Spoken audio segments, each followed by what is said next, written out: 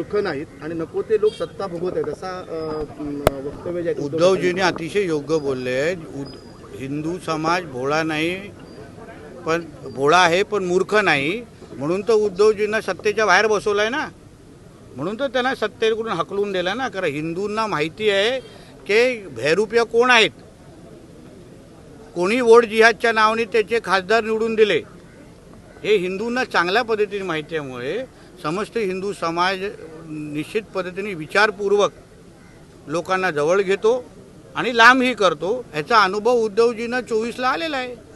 शिवसेना संपवण्याचा अफजल खानाने विडा उचललाय असं म्हणत असताना पैसे शौचालयात लपवले जात होते एवढं यांचं घाणेरडं हिंदुत्व आहे. एक लक्षात घ्या, आज या राम मंदिराच्या विषयाच्या निमित्ताने समस्त हिंदू समाजाची बदनामी करण्याची सुपारी ह्या सगळ्या महाविकास आघाडी आणि इंडिया अलायन्सच्या लोकांनी घेतलेली आहे.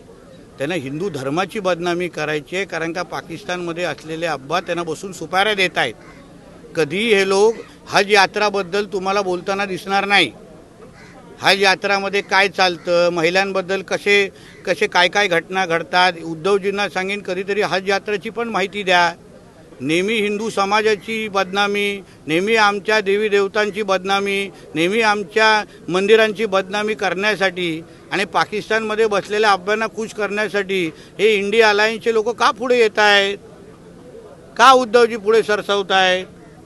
म्हणून हिम्मत असेल पहिला हज यात्राबद्दल बोला, इस्लाममध्ये काय चुकीचं आहे त्याबद्दल बोला आणि मग हिंदू समाजाला ह्या सगळ्या गोष्टी बोलून दाखवा.